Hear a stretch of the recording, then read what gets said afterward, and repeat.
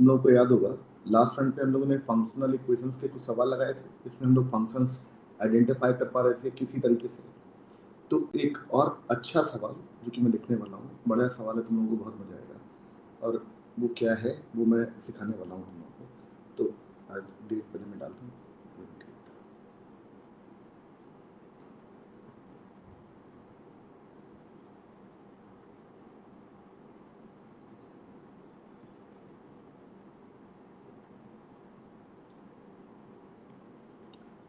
तो ये जो भी सवाल मैं करवाने वाला हूँ, उस सवाल की खासियत ये है कि ये फंक्शनल इक्वेशन नहीं दे रखी है, बल्कि फंक्शनल इनइक्वालिटी दे रखी है। किस तरीके की दे रखी है? देखो, एफ कोई function R to R defined,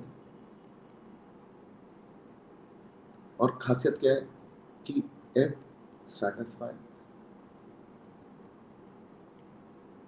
f of x plus f of y is less than equal to f of x plus y is less than equal to f of x plus f of y plus 1 for all x y belongs to real number।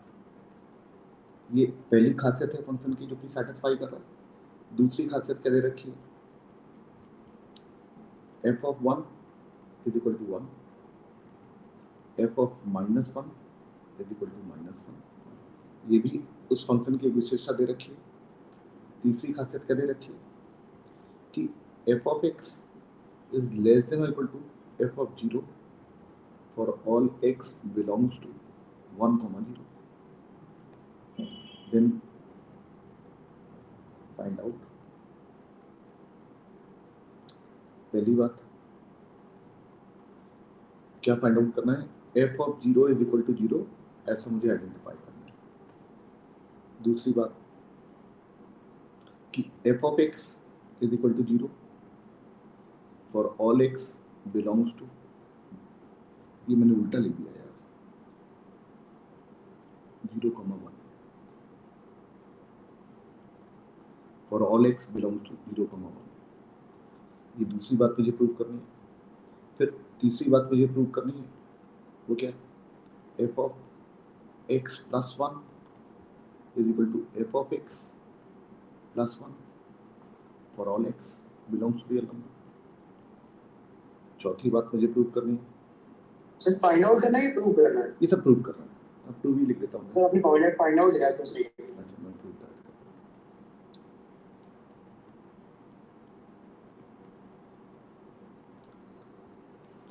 और एक और बात जो कि final लिखी जा सकती है वो ये कि f of x is equal to -1 for all x belongs to -1, 0। और आखिरी बात जो कि प्रूव करनी है, f of x is equal to greatest integer of x। मतलब greatest integer of x के करस्पॉन्डिंग ये सारा डेटा दे रखा है। इस सारे डेटा की हेल्प से मुझे ये आइडेंटिफाई करना है कि जो फंक्शन होगा वो हर हालत में ग्रेटेस्ट इंटीजर ऑफ x। तुम लोग को दिख रहा होगा यहाँ पर जितना भी डेटा दे रखा है कि f(x) की वैल्यू 0 के बराबर है फॉर x बिलोंग्स टू 0 से 1, ग्रेटेस्ट इंटीजर की खासियत होती है। f(x) की वैल्यू -1 के बराबर for all x belongs to -1, 0, ये भी ग्रेटेस्ट इंटीजर की खासियत होती है। ये भी ग्रेटेस्ट इंटीजर की खासियत होती है कि डब्बे के अंदर अगर x + 1 रख दिया जाए तो डब्बे के अंदर से 1 बाहर निकल के आ जाता है। तो ये भी ग्रेटेस्ट इंटीजर की खासियत होती है और ये भी ग्रेटेस्ट इंटीजर की खासियत है। f0 की वैल्यू 0 के बराबर ही होती है। fx, ये सारी इतनी बातें लिखी हैं, तुम लोगों को दिख रहा होगा कि they are true only for fx equal to bracket of x। तो मुझे ये मतलब तुम लोगों को दिख रहा होगा काफी ढेर सारी बातें मुझे आइडेंटिफाई करनी है और धीरे धीरे करके सारी निकल के आ जाएंगी। कैसे निकल के आने वाली हैं इसी के ऊपर हम लोग बात करेंगे। फिर क्या सवाल सारे लोगों ने सुना? सर हम ट्राई कर सकते हैं? फिर से बोलिए। ट्राई कर सकते हैं? हाँ जी, ट्राई कर सकते हैं थोड़ी देर? हाँ बिल्कुल बिल्कुल, थोड़ा सा ट्राई करिए, कोई दिक्कत की बात नहीं। ट्राई कर लीजिए और उसके बाद फिर से मैं पूरी बात रिपीट करके फिर समझाना चालू करिए, फिर अपने आप ट्राई करिए। मतलब सारे लोग जो ट्राई करने वाले हैं वो ये कि f0 की वैल्यू 0 के बराबर पहले इतना ही निकालना है। अगर ये निकल आएगा तो दिस इज स्टेपिंग स्टोन, सबसे पहली स्टेप तो यही होने वाली है। तो f0 इज इक्वल टू 0 निकालने के लिए मुझे क्या करना पड़ेगा, पहले तो यही सोचा जाए, और जो मन में आ रहा है बताते चलो, तो मैं आगे प्रोसीड भी करता चलूंगा। मतलब इसको फोकस मत करना, ये तो बाद की स्टेप है। पहली स्टेप ये कि f0 इज इक्वल टू 0, एक पॉइंट पर तो वैल्यू मैं 0 आइडेंटिफाई करना सीख जाऊं। f(1) और f(-1) दिया हुआ है तो उसको बिल्कुल, इससे जो बात कही सेंसिबल से बात करना चालू करी। मैं अगले पेज पे ले चलता हूं और सारी बातें लिख लेता हूं। इसने कहा 1 - 1 0 ऐसे कर। बिल्कुल बिल्कुल।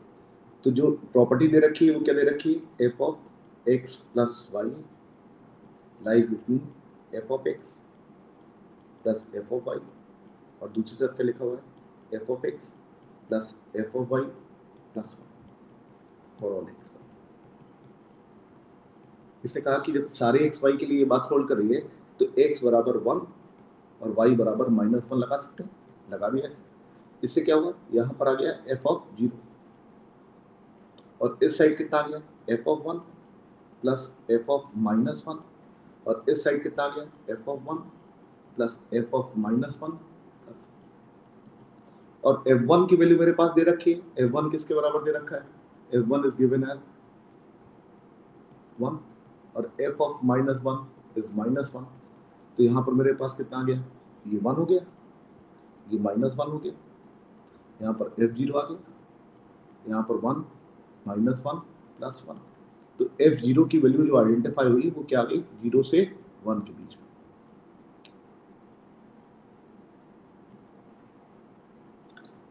तो पहला काम इसके बाद हाँ बोलो सर, इसके बाद शायद हम वो कर सकते हैं कि x और y दोनों को 0 डाल दें। इसने एक और बात बोली, इसने कहा कि इसके बाद ये करिए कि x बराबर 0 और y बराबर 0 रख दीजिए, और ऐसा रखवाया इसने। तो इससे क्या फायदा हुआ, इसने कहा इधर आया f0 प्लस f0, इधर कितना आया f ऑफ 0, इधर कितना आया f of 0 plus f of 0 plus 1।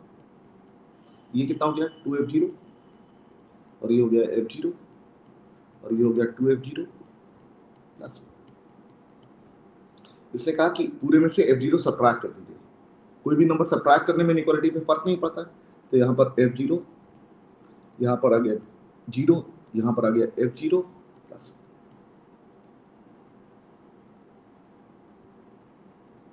अब क्या पहली वाली में आ रहा है कि f of 0 is greater than equal to 0, दूसरी वाली में आ रहा है कि f of 0 is less than equal to 0। बिल्कुल खूबसूरत सी बात, इसने बिल्कुल सही बात पकड़ी। इसने कहा कि ऊपर वाला जो स्टेटमेंट लिखा हुआ है इसमें ये वाली बात होल्ड कर रही है कि f0 इज ग्रेटर देन और इक्वल टू 0, और नीचे वाली बात में लिखा हुआ है f0 is less than equal to 0। तो इन दोनों बातों को क्लब कर लिया जाए।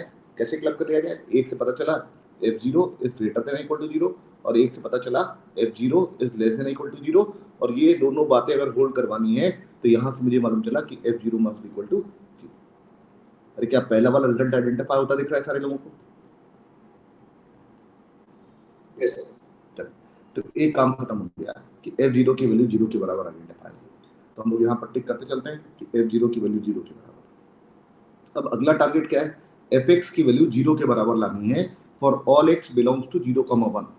अब देखो ये for all x belongs to 0,1 बात चल रही है, तो निश्चित बात है अब की बार इसका भी इस्तेमाल होने वाला है, क्योंकि 0 से 1 के बीच में तो यही बात डिसाइड करवाने वाला है। तो अगले पेज पे चलता हूँ मैं, और मैंने कहा कि मेरे पास अब मुझे मालूम है क्या बी पार्ट मुझे प्रूव करना है, और वो क्या करना है कि f of x is equal to 0 for all x belongs to, देखो 0 पर तो वैल्यू 0 आ ही चुकी है, अगर मैं सिर्फ 0 से 1 के बीच में और निकाल दूं रिजल्ट तो क्या काम चल जाएगा हमारा, क्योंकि 0 पर तो वैल्यू 0 ही आ चुकी है। तो अब मुझे सिर्फ 0 से 1 के बीच में और प्रूव करना है, और जब दोनों को कंबाइन कर देंगे तो fx will be 0 for all x belongs to close interval 0 to open interval 1 तक। तो वो सेकंड पार्ट भी प्रूव हो जाएगा। और इस स्टेटमेंट को प्रूव करने के लिए मुझे जो इस स्टेटमेंट के करस्पॉन्डिंग बात दे रखी है वो क्या, fx must be less than equal to f of 0 for all x belongs to, उसमें भी 0 इंक्लूडेड है, तो 0 हटा देते हैं क्योंकि 0 पर तो बात कंफर्म हो चुकी है 0 के बराबर। तो मुझे 0 से 1 के बीच में ये वाला डेटा दे रखा है, और बाकी सारा डेटा तो ऊपर वाला इस्तेमाल कर ही सकते हैं हम लोग। वो कौन कौन सा, वो ये कि f1 की वैल्यू 1 के बराबर, f ऑफ -1 विल बी -1, और ये मेरे पास जो प्रॉपर्टी दे रखी है which is true for all values of x in y। अब बताइए क्या करें।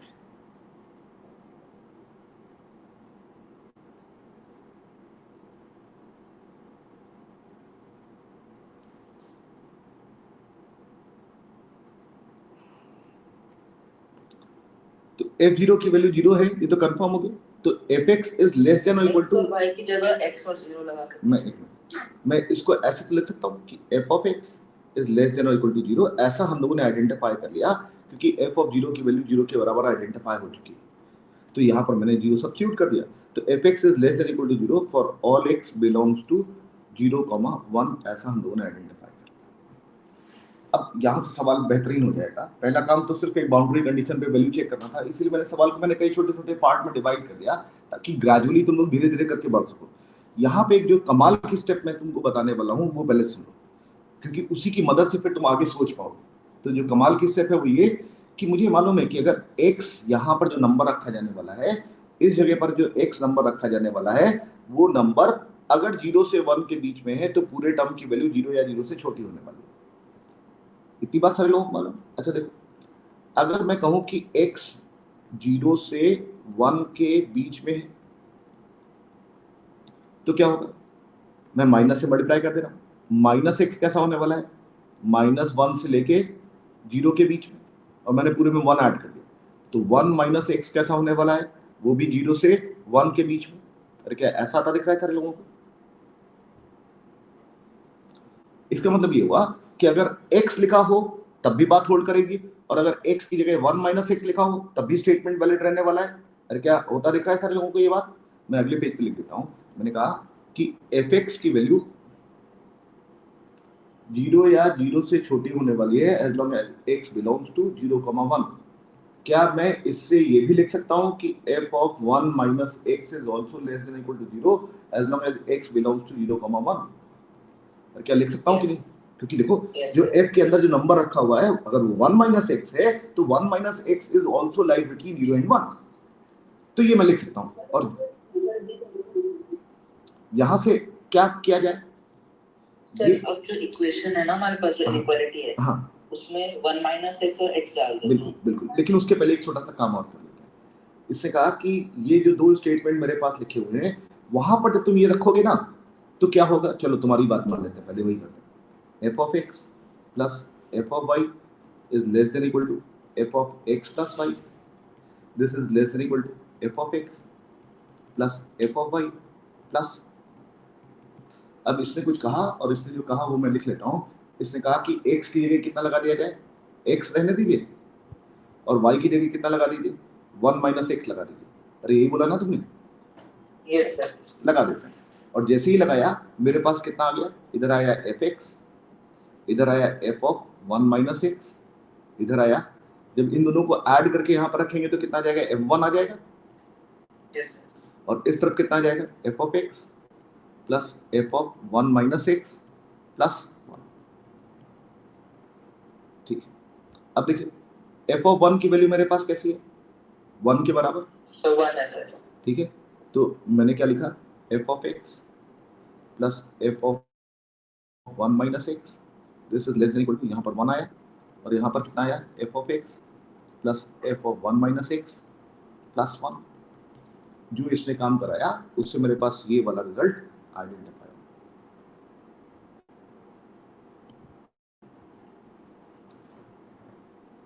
अब क्या करें सर? अब जो इनइक्वालिटी है ना, जहाँ पे +1 भी है और 1 भी है, हाँ, तो सर 1 दोनों माइनस कर देते हैं, तो सारे का fx plus f1 minus x is greater than equal to 0। इससे कहा बहुत ही बढ़िया बात कर रहे हैं। इसने कहा कि ये जो स्टेटमेंट लिखा हुआ है इसको उठा लीजिए, और इस स्टेटमेंट को उठाया गया तो मेरे पास कितना गया, f of x plus f of 1 minus x plus 1, this is greater than equal to 1। इसने कहा 1 उधर ले जाके सब्ट्रैक्ट कर दिया, तो इससे आया f of x plus f of 1 minus x, this is greater than equal to 0। अरे क्या ऐसा स्टेटमेंट आता दिख रहा है सारे लोगों को? तो ये जो स्टेटमेंट मेरे पास निकल के आया, अब इसका कैसे इस्तेमाल किया जाने वाला है, फिर से कोई मुझे सजेस्ट करने वाला है, बताओ। सर जो ऊपर अपने दो इनइक्वालिटीज लिखी है ना, f(x) is greater than less than equal to 0 और f(1 minus x), हाँ बिल्कुल, ऐड कर देते हैं। बिल्कुल बेहतरीन बात। इससे कहा कि ये जो दो इनइक्वालिटी लिखी हुई हैं इन दोनों को उठा के ऐड कर दीजिए, क्योंकि ये भी नेगेटिव नंबर है, ये भी नेगेटिव नंबर है, तो दोनों का सम टोटल जो होगा वो लेस देन और इक्वल टू 0 ही रहने वाला है। तो मैंने कहा बिल्कुल सटीक बात बोल रहे हो तुम, f of x plus f of 1 minus x and the whole quantity must be less than और इक्वल टू 0। ये कैसे आया, मैंने ये, अगर मैं इसको इक्वेशन a लिख लूं और इसको इक्वेशन b लिख लूं तो मैंने इनइक्वालिटी ए लिख लूँ, इनइक्वालिटी बी लिख लूँ, तो ये ए प्लस बी के एडिशन के बाद मेरे पास एक रिजल्ट ही आ जाएगा। अब क्या करें? सर इन दोनों से कंक्लूड कर सकते हैं कि fx plus f(1 minus x) 0 है। बिल्कुल परफेक्ट बात है। इसने कहा कि इन दोनों का सम 0 या 0 से बड़ा है और उन्हीं दोनों का सम 0 या 0 से छोटा है। और यहाँ से इसने कहा कि अब ये निष्कर्ष निकालिए कि f of x plus f of 1 minus x and the whole quantity must be equal to 0। ये बिल्कुल बेहतरीन सा कंक्लूजन है और ये मेरे ख्याल से सारे लोगों को समझ में भी आ रहा होगा।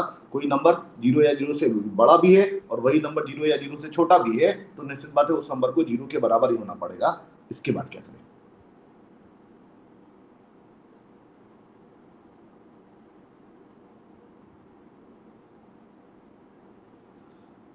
इसके बाद क्या करें?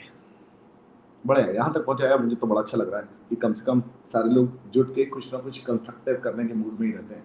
This is very good.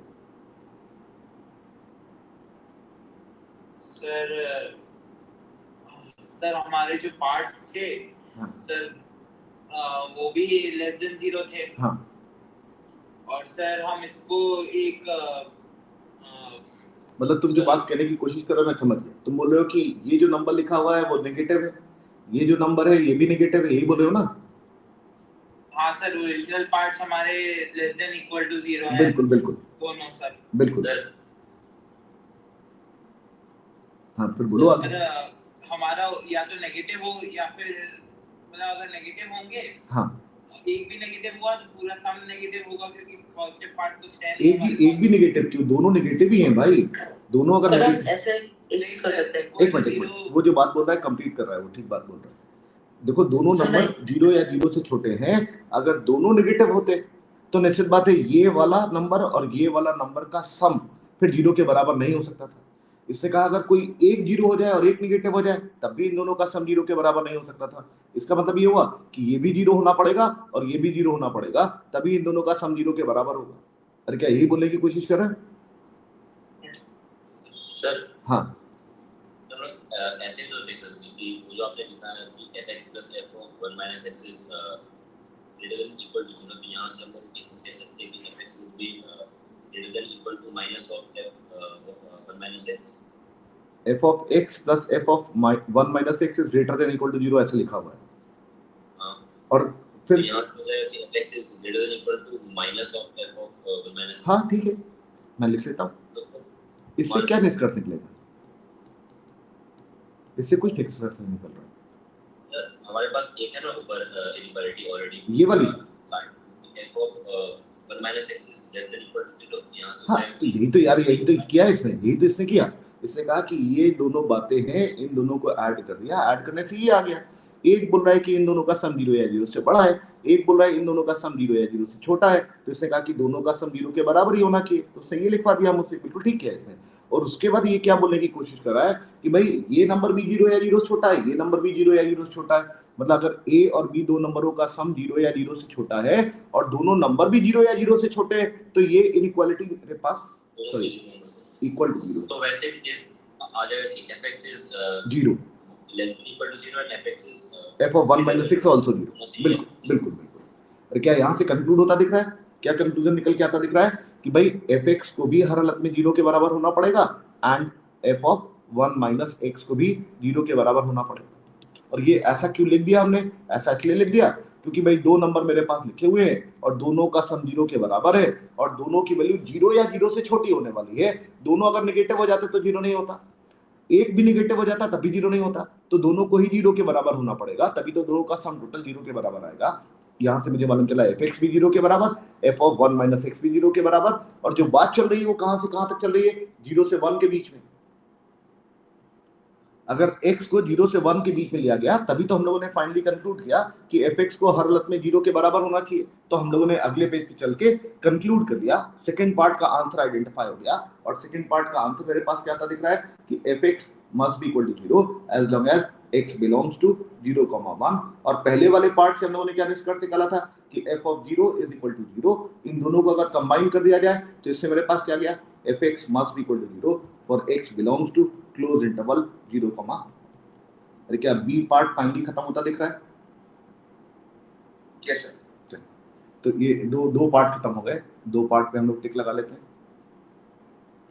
अब तीसरा पार्ट मुझे ये प्रूव करना है कि f of x plus 1 is equal to f of, हाँ सेकंड वाली स्लाइड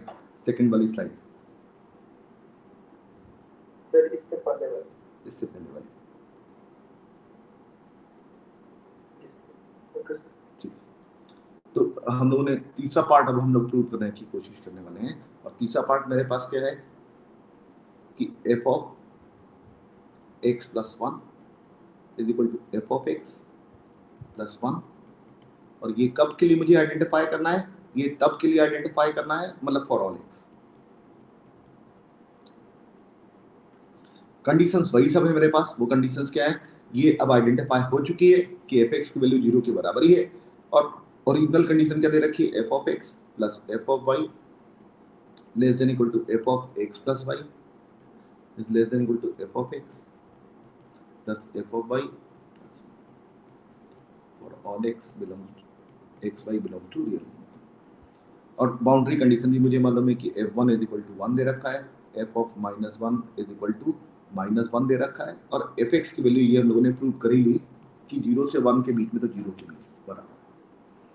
अब बताइए क्या किया जाए।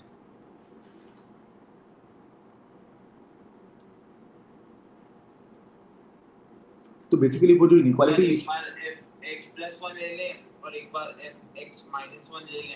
हाँ बिल्कुल, मैं लिखता चल रहा हूँ। इसने कहा मतलब अब देखो आइडिया क्या इसके दिमाग में चल रहा है वो पहले मैं बता दूं कि वो जो हमारी इनइक्वालिटी है, उस इनइक्वालिटी में ये वाले टर्म्स आए तभी मैं कुछ कंपेयर कर पाऊंगा, और ये वाले टर्म्स लाने के लिए x plus 1 लगाने की जरूरत है, तो इसने लगवाया मुझसे। और क्या लगवाया, इसने कहा कि एक बार x की जगह -1 लगाइए और y की जगह x plus 1 लगाइए। अरे क्या यही बोल रहे हो ना? और ऐसा करने से देखो मेरे पास क्या होने वाला है, x की जगह अगर मैंने -1 रखा तो f of -1 आया plus f of x plus 1 आया, और दूसरी तरफ कितना आ गया, f of, दोनों को ऐड करेंगे इन दोनों नंबरों को, तो इन दोनों नंबरों को ऐड करने पर मेरे पास वैल्यू कितनी आती दिख रही है, x के बराबर आती दिख रही है। तो यहाँ पर मैंने x लिख लिया, और दूसरी तरफ मेरे पास कितना आता दिख रहा है, f of -1 plus f of x plus 1, और साथ में कितना आ गया, प्लस का। मेरे ख्याल से यहाँ तक किसी कोई समस्या की बात नहीं। ये जो f of -1 लिखा हुआ है ये मेरे पास क्या हो जाएगा, -1 plus f of x plus 1, this is greater than equal to f of x, और इधर मेरे पास कितना गया, f of -1 की वैल्यू -1 आ जाएगी, और ये मेरे पास 1 लिखा हुआ है, तो दोनों को ऐड करेंगे तो ये f of x plus 1 आ जाएगा। और क्या ऐसा आता दिख रहा है सारे लोगों को? और इसमें सारे लोगों को दिख रहा होगा क्योंकि मुझे इस तरीके का रिजल्ट आइडेंटिफाई करना है, इस तरीके का रिजल्ट आइडेंटिफाई करना है, और इस तरीके के टर्म्स ही इस इनइक्वालिटी में आते दिख रहे हैं। तो यहाँ पर एक इनइक्वालिटी मेरे पास क्रिएट हो गई। सिर्फ अगर मैं ये वाला पार्ट ले लूँ, यहाँ से यहाँ तक का पार्ट ले लूँ, तो मेरे पास कितना आ जाएगा, -1 plus f of x plus 1, this is less than equal to fx, या मैं इसको ऐसे लिख सकता हूँ कि f of x plus 1 is less than और equal to f of x plus। एक तुम लोग देख पा रहे होगे पूरे सवाल में इसी तरीके का खेल चल रहा है कि फिर से मेरे पास एक उल्टी वाली इनइक्वालिटी आ गई, और मुझे रिजल्ट जो प्रूव करना है वो क्या प्रूव करना है, वो ये वाला रिजल्ट प्रूव करना है। हर जगह यही तो हो रहा था कि मेरे पास इस तरीके की दो इनइक्वालिटी आ रही थी, एक उल्टी वाली और एक पलटी वाली, और उससे हम लोग कंक्लूड कर लेते थे। तो यहाँ पर भी अब अगला जुगाड़ जो लगाना है कुछ इस तरीके का लगाना है कि मेरे पास यही वाला डेटा उलट के इनइक्वालिटी के साथ आ जाए, तभी तो मैं बोल पाऊंगा कि f of x plus 1 must be same as fx plus 1। मैंने ये सब्स्टिट्यूशन किया है इसमें, और उससे मुझे ये बात निकल के आती है। अब क्या किया जाए सर, एक x ले लें और एक 1। बिल्कुल परफेक्ट बात है, अरे बेहतरीन काम हो गया यार। इसने जो बात बोली वो बिल्कुल सही बोली। इसने कहा एक तो x ले लिए, एनी x, और एक इसने कहा y बराबर 1 ले लीजिए। और ऐसा करने से क्या हुआ देखो, f of x plus f of 1, this is less than equal to f of x plus 1, this is equal to कितना आ गया, f of x plus f of 1 plus 1, ऐसा। और f1 की वैल्यू 1 के बराबर है मुझे मालूम, तो यहाँ से क्या गया, f of x plus 1, this is less than equal to f of x plus 1, और दूसरी तरफ क्या लिखा हुआ है, f1 की वैल्यू भी 1 है, तो f of x प्लस 2। ये जो लिखा हुआ है इसने कहा कि अब की बार इसका ये वाला पार्ट उठा लीजिए। तो क्या उठा पा रहे हैं सारे लोग? और जैसे ही ये पार्ट उठाया मेरे पास कितना आ गया, f of x plus 1 is less than equal to f of x plus 1।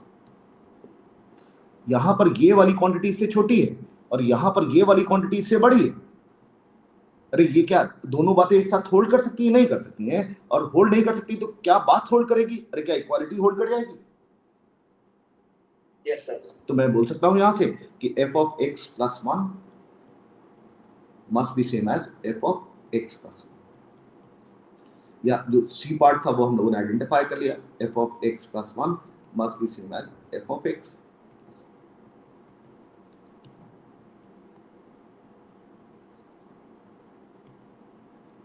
क्या यहां तक बात खत्म होती दिख रही है सारे लोगों को?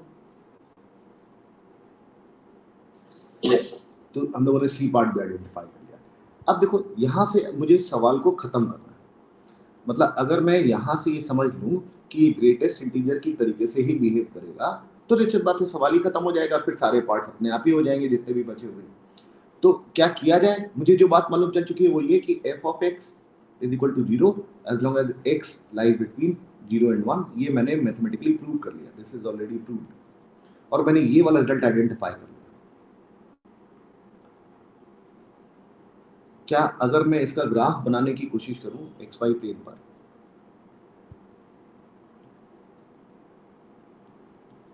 तो जो बात मुझे मालूम है वो ये कि अगर मैं x की वैल्यू 0 से 1 के बीच में लेने वाला हूं तो fx की वैल्यू 0 के बराबर आती दिख रही है। 0 के बराबर आती दिख रही है मतलब ये मेरे पास यहाँ पर एरो ऐसे लग गया। फिर मैं अगर x की वैल्यू अब मैं 1 से 2 के बीच में कंसीडर करूंगा तो क्या होने वाला है, ये मुझे और सोचना है।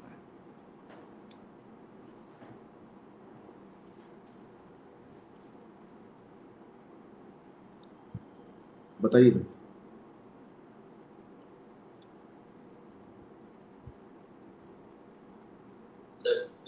हाँ, कह सकते हैं ना कि जैसे कि अगर हम इस वाले इक्वेशन में f of x plus 1 equal to f x plus 1 में x को रख दे 1, हाँ, तो आ जाएगा f2 will be 2, f2 will be 1। f quadratic करते हुए उन 1 और 2 के बीच का बिल्कुल एग्जैक्टली यही काम करवाना है, यही करना ही है। इससे जो बात बोलना चालू करी बिल्कुल सही बोली। इसने कहा कि इस स्टेटमेंट में x की वैल्यू अगर मैं 0 से आगे बढ़ाना चालू करूं तो ये वाला नंबर मेरे पास 1 से 2 के बीच में हो जाएगा कि नहीं हो जाएगा? और अगर x बराबर 0 ही मैं रख दूं तो ये f1 हो जाएगा। और f1 की वैल्यू ऑलरेडी सवाल में दे रखी है, 1 के बराबर है। f1 की वैल्यू इज 1। ये तो सवाल में डेटा ही दे रखा है। अब अगर मैं x की वैल्यू 0 से बढ़ाना चालू करूंगा तो ये वाला नंबर मेरे पास कैसा हो जाएगा? 1 से बड़ा होना चालू हो जाएगा। और ये कब तक ऐसा होता रहेगा? जब तक मैं x की वैल्यू 0 से 1 के जस्ट पहले तक ना पहुंचा दूं तब तक ये वाला नंबर 0 हो जाएगा। अरे क्या सारे लोग देख पा रहे हैं? मतलब f के अंदर अब जो नंबर 1 से थोड़ा थोड़ा बढ़ा के आगे 2 की तरफ बढ़ने वाला है, करस्पॉन्डिंग ये वाला नंबर तो गारंटेड 0 हो जाएगा और इसकी वैल्यू यहाँ पर 1 आती दिख रही होगी। और यहाँ पर वाला जो नंबर है वो x को मैंने 0 से बढ़ाना चालू किया और कहां तक? 1 के जस्ट पहले तक। तो ये वाला नंबर अब मेरे पास कैसा हो गया? 1 से 2 के बीच में। और करस्पॉन्डिंग पूरे टर्म की वैल्यू किसके बराबर आ गई? 1 के बराबर आती दिख रही है। तो मैंने इसी बात को xy प्लेन पर मार्क कर लिया। मैंने कहा कि अगर मैं 1 से 2 के बीच में x को कुछ भी धीरे धीरे करके बदलूंगा, ये वाला नंबर जो है वो 0 होने वाला है, इसकी वैल्यू 1 आ जाएगी। मेरे पास पूरे टर्म की वैल्यू किसके बराबर आ जाएगी? 1 के बराबर आ जाएगी। और मैंने 1 वाली लाइन यहाँ पर ड्रॉ कर दी। कब तक? और मैं इसको आगे भी लिख लिया। मैंने कहा कि क्या लिख लिया? 1 for x lies between 1 to 2। x की वैल्यू 1 से 2 के बीच। और फिर मैंने इसी का इस्तेमाल किया। और कैसे इस्तेमाल किया? मैंने कहा कि भाई एग्जैक्टली अगर मैं x बराबर 1 रख दूं तो ये f2 हो जाएगा। x बराबर 1 रखा तो f2 आ जाएगा। और f2 की वैल्यू कितनी आ जाएगी? f1 plus 1। और f1 की वैल्यू मेरे पास किसके बराबर? 1 पर परफेक्ट वैल्यू 1 के बराबर है, तो ये मेरे पास 1 हो गया, तो ये 2 आ गया। मतलब एग्जैक्टली 2 पर जो वैल्यू आने वाली है वो 2 के बराबर आने वाली है। और अब मैं क्या करने वाला हूं? x की वैल्यू अब मैं 1 से थोड़ी सी आगे बढ़ाना चालू करने वाला हूं और 2 के जस्ट पहले तक इस जगह पर। और अगर मैंने x की वैल्यू 1 रखी और 1 से आगे रखना चालू करेंगे तो ये वाला जो नंबर आने वाला है वो फंक्शन की वैल्यू कहां पर लेने वाला है? 2 से 3 के बीच में लेने वाला है। और अगर ये 2 से 3 के बीच में वैल्यू लेने वाला है, लेकिन उस समय इसकी वैल्यू 1 हो जाएगी क्योंकि f ऑफ इसकी वैल्यू मेरे पास 1 आ चुकी। इस इंटरवल के बीच में अगर ये वाला नंबर यहाँ पर जो भी रखा जाने वाला है 1 से 2 के बीच में, तो इस पूरे नंबर की वैल्यू 1 आने वाली, तो सम टोटल कितना हो जाएगा, 2 के बराबर हो जाएगा। मतलब मुझे क्या बात समझ में आई कि फंक्शन के अंदर अब अगर मैंने x को 1 से आगे बढ़ाना चालू किया, 1 से आगे बढ़ाना चालू किया, तो ये पूरा नंबर 2 से 3 के बीच में जाने वाला है।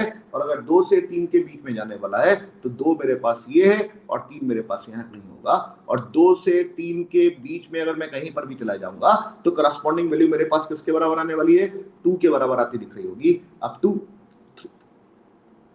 चीज पूछने थे आपसे। हाँ, तो जैसे अगर हमने इसका ग्राफ ड्रॉ किया और उसका ग्राफ जो x greater than equal to 0 बच जाए जैसा आ रहा है, हाँ, तो हम ये कह सकते हैं कि जिन दो फंक्शंस के ग्राफ सेम होते हैं वो सेम फंक्शन होता है, तो आइडेंटिकल हो जाएंगे। हाँ, तो ये सर हम बट हम 0 से ग्रेटर देन के लिए कह सकते हैं ना, अभी तो हमने 0 के लेस देन के लिए हमने प्रूव नहीं किया अभी तक। अब वो भी हम कर लेंगे ना, इसी से कर लेंगे, यस इसी से हो जाएगा। देखो तो क्या यहाँ तक बात लेकिन समझ में आ रही है ना? हेलो,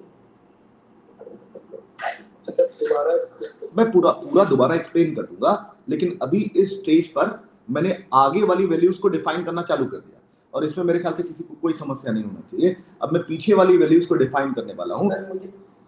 हाँ हाँ, बोलिए बोलिए। मुझे ये समझ में नहीं आ रहा है कि जब हम x का वैल्यू 1 से 2 ले रहे हैं, हाँ, तो मुझे ये कैसे पता चल रहा है कि f of x plus 1 का वैल्यू एग्जैक्टली मतलब 2 से 3 चला जा रहा है। देखो ना, इसको यहाँ से कनेक्ट करना पड़ेगा, यहाँ से कनेक्ट करना पड़ेगा। मैं कनेक्ट करके दिखाता हूँ। मैंने कहा कि अगर मैंने x की वैल्यू 0 से 1 के बीच में ली तो f ऑफ x की वैल्यू किसके बराबर होने वाली है, 0 के बराबर होने वाली है। अगर x 0 से 1 के बीच में है तो x प्लस 1 के बीच में अगर x दोनों तरफ 1 ऐड कर दिया जाए तो ये मेरे पास जो x प्लस 1 नंबर है वो 1 से 2 के बीच में आता दिख रहा है। yes, इसका मतलब ये हुआ कि f के अंदर अब जो नंबर रखा हुआ है जिसका नाम x प्लस 1 है, जिसकी वैल्यू किसके बराबर है, f ऑफ x प्लस 1 के बराबर है। क्योंकि x को मैंने ये कंसीडर कर रखा है तो f ऑफ x की वैल्यू 0 के बराबर होने वाली है और साथ में ये 1 आने वाला है, तो f ऑफ x प्लस 1 की वैल्यू मेरे पास 1 के बराबर आती दिख रही है। जबकि x का इंटरवल मेरे पास कितना है, 0 से 1 के बीच में, और अगर x का इंटरवल 0 से 1 के बीच में है तो f के अंदर जो नंबर रखा हुआ है वो कहां से कहां तक वेरी करता दिख रहा है, 1 से 2 तक वेरी करता दिख रहा है।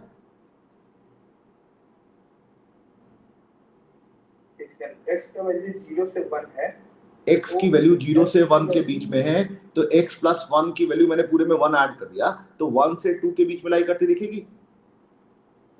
मतलब f of x plus 1 fx plus 1 के बराबर है। x अगर 0 से 1 के बीच में है तो fx की वैल्यू 0 के बराबर हो गई तो इसकी जगह 0 रख दिया। लेकिन इधर f ऑफ x प्लस 1 आ चुका है जिसमें x प्लस 1 जो नंबर आने वाला है वो नंबर कहां से कहां तक आता दिख रहा है, 1 से 2 के बीच में आता दिख रहा है। तो इसका मतलब ये हुआ कि अगर मेरे पास x की वैल्यू, अब ये जो f ऑफ x प्लस 1 है वो इसके करस्पॉन्डिंग हो गया ना। अगर मैं इसको t लिख लूं तो t की वैल्यू कैसी आ गई, 1 से 2 के बीच में, और ft की वैल्यू किसके बराबर आ गई, अरे 1 के बराबर, 1 के बराबर। ठीक है ना। समझिए सर। अरे मत इसी तरीके से आगे बढ़ते चले जाएंगे हम लोग, तो 1 से 2 फिर इसकी मदद से अगला वाला निकाल लेंगे। अरे क्या मेरी बात पहुंच गई? ठीक है सर, समझ गए सर। ठीक ठीक। Yes sir. अब उससे कहा कि पॉजिटिव के लिए आपने बात कर ली, नेगेटिव के लिए बात नहीं करी, तो अब नेगेटिव के लिए भी बात कर लेते हैं। देखो कैसे, मैंने कहा जो fx मेरे पास लिखा हुआ है वो क्या लिखा हुआ है, f ऑफ x प्लस 1, ऐसा लिखा हुआ। और क्या यहाँ तक बात ठीक है? यस और अगर मैं कहूँ कि अगर मैंने इस x की जगह जो भी नंबर रखा वो -1 से 0 के बीच में है, तो अगर x की वैल्यू -1 से 0 के बीच में है तो x प्लस 1 की वैल्यू मेरे पास कैसी हो जाएगी, 0 से 1 के बीच में हो जाएगी। यस और अगर ये वाला नंबर 0 से 1 के बीच में है तो f ऑफ x प्लस 1 की वैल्यू गारंटेड 0 हो जाएगी। यस। और यहां से कंक्लूड कर सकते हैं कि f ऑफ x की वैल्यू -1 के बराबर। एक्चुअली जब मुझे आगे बढ़ना था तो मैं x प्लस 1 की मदद ले रहा था, और जब मैं मुझे पीछे हटना है तो मैं fx की वैल्यू निकाल रहा हूं x प्लस 1 को रिड्यूस करते करते। तो मुझे क्या बात समझ में आई कि अगर x की वैल्यू -1 से 0 के बीच में है तो fx की वैल्यू -1 के बराबर होगी। मैंने इसको फिर से मार्क कर लिया कि मेरे पास एक नंबर ये -1 है और -1 से 0 के बीच में fx की वैल्यू किसके बराबर हो गई? और क्या मैं ऐसे ही पीछे हटता चला जाऊंगा? और अगर मैं ऐसे पीछे हटता चला जाऊंगा तो ये ग्रेटेस्ट इंटीजर का ग्राफ भी बनता दिखा होगा और ये y = डब्बा ऑफ x, ये जो आखिरी वाला पार्ट है वो हम लोगों ने आइडेंटिफाई किया। सर बट आपने जो थर्ड वाला पार्ट कहा था, मतलब जो फोर्थ वाला पार्ट कहा, आपने तो कहा कि fx = -1 for all x belonging to -1 से इंफिनिटी। अरे ऐसा नहीं कहा यार, ऐसा मत करवाओ। देखिए जरा कहाँ लिखा है, कहाँ लिखा है? ये लिखा हुआ है -1 से 0 लिखा हुआ है। अच्छा इंफिनिटी नहीं है, कॉमा है सर, कॉमा लगा हुआ बीच में। अरे यार तब तो सब चौपट, फिर तो ब्रैकेट है, इसकी डेफिनेशन ही बेकार हो जाती है। ये बीच में, ये सर मैं कभी पूछ रहा हूं। अच्छा ये बीच में कॉमा लगा, अभी ठीक है। तो मेरे ख्याल से खत्म हो गया सवाल, लेकिन तुम लोगों ने बहुत ही अच्छे से प्रयास किया और काफी दूरी तक पहुंचा दिया। इनफैक्ट कुछ लोगों ने तो पूरा ही आखिरी तक पहुंचा दिया। जब यहाँ तक पहुंच जाता है ना सवाल, तो उसके बाद फिर ये सॉल्व हो जाता है। सवाल कठिन तब हो जाता अगर मैं सीधे सीधे ये लिख देता और कहता कि प्रूव करो कि fx = डब्बा ऑफ x। ये तो मैंने ग्रेजुअली तुम लोगों को आगे बढ़ाया कि भैया ये खोजो, फिर ये देखो, फिर ये देखो, फिर तुमको दिखने लगेगा कि यार ये तो ग्रेटेस्ट इंटीजर के रास्ते पे ही बढ़ गए। तो वो मैंने इसीलिए क्रॉनिकली धीरे धीरे करके ग्रो करवा दिया ताकि सवाल सेंसिबल तरीके से समझ में आ जाए। अरे क्या बात खत्म होती दिख रही है सारे लोगों को? यस वो मुझे लग रहा था ज़्यादा टाइम लग जाएगा, लेकिन फिर भी इस तरीके के सवाल लगाने के बाद थोड़ा सा और अपने आप के अंदर मैच्योरिटी आती है, इसलिए मैंने करवा दिया और करवा